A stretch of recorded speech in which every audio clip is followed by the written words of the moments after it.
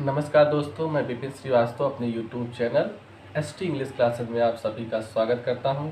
और मैं आज से इंग्लिश से रिलेटेड कुछ क्वेश्चंस को सॉल्व कराऊंगा और ये क्वेश्चंस आपके आने वाले एग्ज़ाम के लिए काफ़ी फ़ायदेमंद रहेंगे।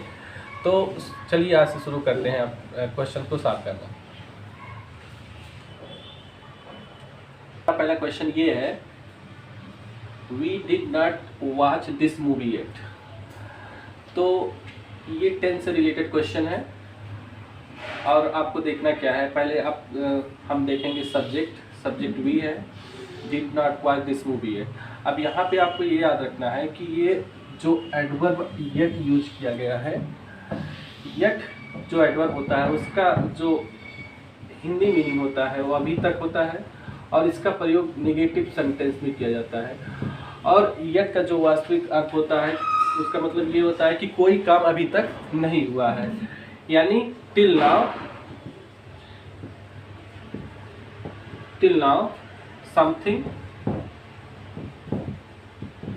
दैट हैज नॉट हैपेंड, यानी अब तक कोई काम अभी नहीं हुआ है और आप उस काम को उम्मीद करते हैं भविष्य में होने की। तो यहाँ पे आपको येट के हिसाब से जो एक एडवर्ब ऑफ टाइम है और इसके हिसाब से आपको प्रेजेंट परफेक्ट टेंस यूज करना पड़ेगा और आपको वी डिड नॉट वॉच के स्थान पे हैव नॉट वॉच्ड का यूज करना पड़ेगा, क्योंकि जो एडवर्ब ऑफ टाइम येट है इसका प्रयोग हम प्रेजेंट परफेक्ट टेंस में करते हैं। येट के अलावा येट हुआ, ऑलरेडी हुआ, ऑलरेडी हो गया, उसके बाद सो फार हुआ, रिसेंटली हुआ, लेटली हुआ, ऑलवेज हुआ, नेवर हुआ और एवर हुआ। इन सब एडवर्ब का प्रयोग सामान्यतः हम एडवर्ब ऑफ टाइम का प्रयोग सामान्यतः हम प्रेजेंट परफेक्ट टेंस में करते हैं। तो यहाँ पे जो आपका सही आंसर होगा, डिड नॉट वॉच के स्थान पे आपका होना चाहिए have not watched. We have not watched this movie yet, इसका मतलब होगा कि आप अभी तक हमने इस मूवी को नहीं देखा है।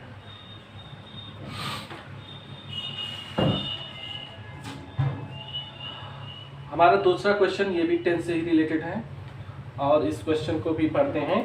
He was ill for a week when his father came. वो एक सप्ताह के लिए बीमार था जब उसके पिता आए।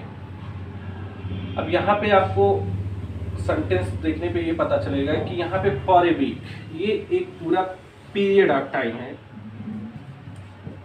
और कभी भी किसी भी टेंस में अगर पीरियड ऑफ टाइम का यूज होता है तो उसको या तो परफेक्ट टेंस में या फिर परफेक्ट कंटिन्यूअस टेंस में रखते हैं।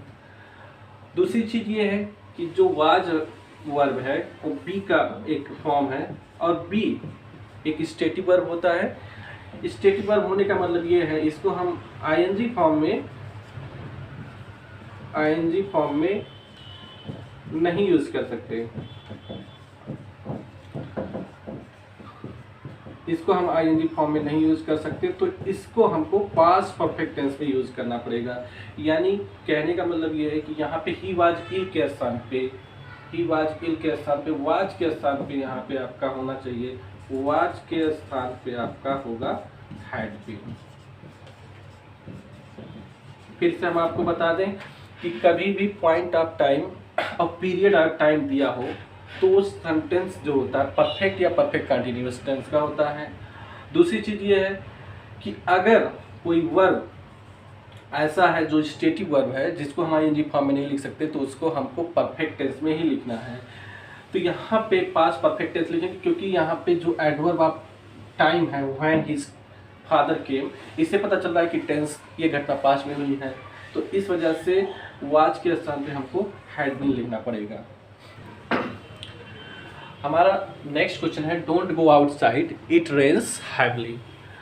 तो इस सेंटेंस को अगर हम पढ़ें तो इसका मतलब जो हिंदी अर्थ आएगा वो ये आएगा कि इट डोंट गो आउटसाइड, बाहर मत जाओ। ये पूरा इम्परेटिव सेंटेंस है इट रेन्स हैवली। तो इट रेन्स हैवली का मतलब ये होगा कि ये फ्रीक्वेंट एक्शन को शो करेगा कि प्रतिदिन बारिश होती है। लेकिन यहाँ पे बात ये हो रहा है कि आप बाहर मत जाओ, अभी बारिश हो रही है, तो ये सिंगल टाइम स्पेसिफिक इवेंट होगा। और किसी भी सिंगल टाइम स्पेसिफिक इवेंट के लिए हम परफेक्ट या परफेक्ट कंटिन्यूअस टेंस का यूज़ करते हैं, या परफेक्ट टेंस का या कंटिन्यूअस टेंस का यूज़ करते हैं। तो कंटिन्यूअस टेंस का यूज़ तब करते हैं जब वहाँ पे पॉइंट ऑफ टाइम या पीरियड ऑफ टाइम नहीं दिया हो, और परफेक्ट या परफेक्ट कंटिन्यूअस का यूज़ तब करते हैं जब वहाँ पे पॉइंट ऑफ टाइम या पीरियड ऑफ टाइम दिया हो।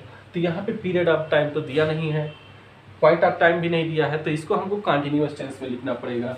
कंटिन्यूअस टेंस में लिखने का मतलब ये है, इसको हमको लिखना पड़ेगा इट इज रेनिंग हैवली। यानी इसका मतलब जो होगा हिंदी में तो ये होगा कि इस समय काफ़ी तेज बारिश हो रही है। तो ये सिंगल टाइम स्पेसिफिक इवेंट के लिए हम परफेक्ट या फिर कंटिन्यूअस टेंस का यूज करते हैं। तो यहाँ पे आपका सही आंसर होगा it is raining heavily. It rains heavily के स्थान पे इट इज़ रेनिंग हैवली होगा। कि अगर हम इट रेन्स हैवली लिखेंगे तो इट रेन्स हैवली कहने का मतलब ये हुआ कि प्रतिदिन बारिश होती है, लेकिन सेंटेंस का जो सेंस है, जो कॉन्टेक्स्ट है, उससे पता चल रहा है कि फिलहाल बारिश तेजी से हो रही है। तो यहाँ पे इट इज रेनिंग हैवली होगा। नेक्स्ट क्वेश्चन है when I went to see my friend I found that he was gone out. इसका कहने का मतलब ये हुआ कि जब मैं अपने मित्र से मिलने गया, when I went to see my friend, जब मैं अपने मित्र से मिलने गया, आई फाउंड दैट, मैंने पाया, ही वाज गॉन आउट। तो कहने का मतलब ये है, पहले हम देखते हैं ये एडवर्ब ऑफ टाइम है पूरा। व्हेन एडवर्ब ऑफ टाइम कहने का मतलब ये क्लॉज ऐसा है जो टाइम को डिनोट कर रहा है, यानी ये पास्ट टाइम को डिनोट कर रहा है। When I went to see my friend I found that, मैंने पाया, ही वाज गॉन आउट। तो यहाँ पे ये पैसिव स्ट्रक्चर है, ही वाज गॉन आउट। तो यहाँ पे ही वाज गॉन आउट नहीं होना चाहिए, ही हैड गॉन आउट होना चाहिए, क्योंकि ये घटना जब मैं वहाँ उससे मिलने गया उससे पहले की है।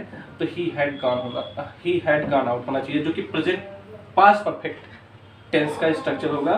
तो आई फाउंड दैट, मैंने पाया कि ही हैड गॉन आउट, इसका मतलब होगा कि वो बाहर जा चुका था। तो यहाँ पे आपका हो जाएगा he had gone out. Next question हमारा है Ram studied English at 7 PM yesterday। तो ये भी क्वेश्चन काफ़ी अच्छा है, लॉजिकल है। Ram studied English at 7 PM yesterday। यहाँ पे दो चीज़ दिया है, एक आपका पीरियड ऑफ टाइम है और एक पॉइंट ऑफ टाइम है। पीरियड ऑफ टाइम यस्टरडे है और पॉइंट इन टाइम आपका एट 7 PM है। तो ऐसा तो है नहीं कि राम जो इंग्लिश को स्टडी कर रहा है एक पॉइंट पे ही पूरा स्टडी कर लेगा। इसका मतलब ये है कि जो पॉइंट ऑफ टाइम है एट 7 PM 7 बजे, उस समय उसका ये स्टडी जो है वो इंग्लिश का स्टडी करने का जो काम है वो जारी रहा होगा। तो प्रोग्रेसिव टेंस का यहाँ पे यूज करना पड़ेगा। तो यहाँ पे Ram studied English at 7 PM yesterday के स्थान पे यहाँ हमको लिखना पड़ेगा राम वाज स्टडिंग, क्योंकि किसी भी पॉइंट पर एट 7 PM एक पॉइंट इन टाइम है। तो किसी भी पॉइंट पर आप ऐसा नहीं है कि उसी समय पे आप किसी भी चीज़ को फिनिश कर सकें। इसका जो रियल मीनिंग होगा हिंदी में वो यही होगा कि राम ने इंग्लिश को कल 7 बजे स्टडी किया। तो ऐसा तो नहीं है, इसका जो हिंदी मीनिंग में आएगा वो ये होगा कि राम कल 7 बजे इंग्लिश स्टडी कर रहा था, उसको पढ़ रहा था। तो यहाँ पे राम वाज स्टडिंग होना चाहिए। तो स्टडीड के स्थान पे क्या लिखना पड़ेगा आपको, Ram was studying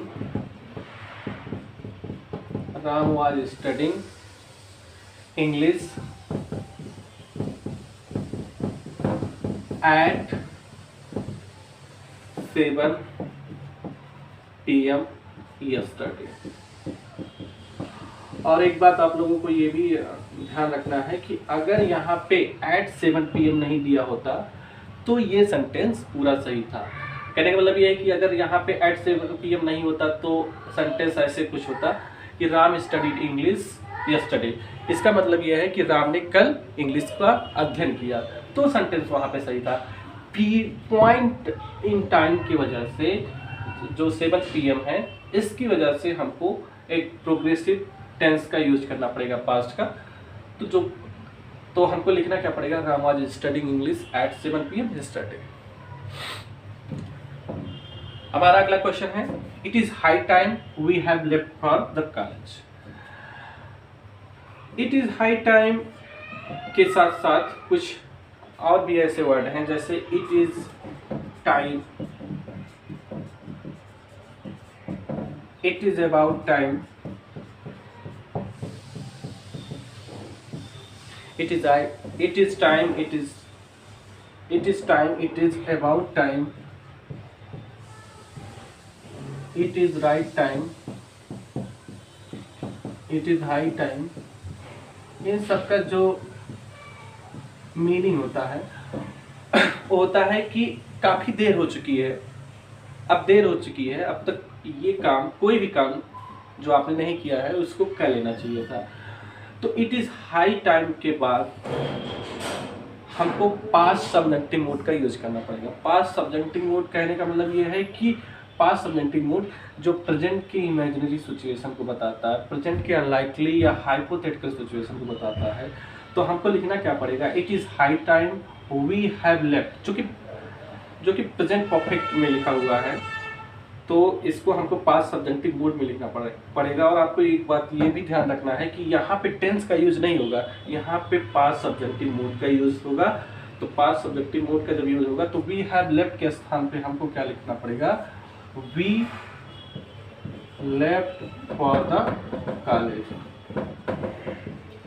past subjective mode का प्रयोग तब करते हैं जब हमको प्रेजेंट के किसी इमेजिनरी, हाइपोथेटिकल या अनलाइकली सिचुएशन को शो करना पड़ता है। तो यहाँ पे जो आपका सही आंसर होगा it is high time we left for the college.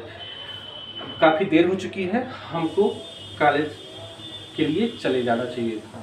यहाँ पे सही आंसर ये होगा। और हम यहाँ पे we left for the college के स्थान पे we should have left for the college का भी यूज कर सकते हैं। अमेरिकन लोग इसका यूज करते हैं, लेकिन फिलहाल एग्जाम के पॉइंट ऑफ व्यू से हमको we left for the college याद रखना है, इसका यूज करेंगे। तो आपका सही आंसर होगा it is high time we left for the college. चलिए ठीक है दोस्तों, आज का सेशन हम लोग यहीं पे एंड करते हैं। और अगर ये वीडियो आपको अच्छा लगा हो तो इसको लाइक, शेयर और सब्सक्राइब जरूर करें। धन्यवाद आप लोगों का।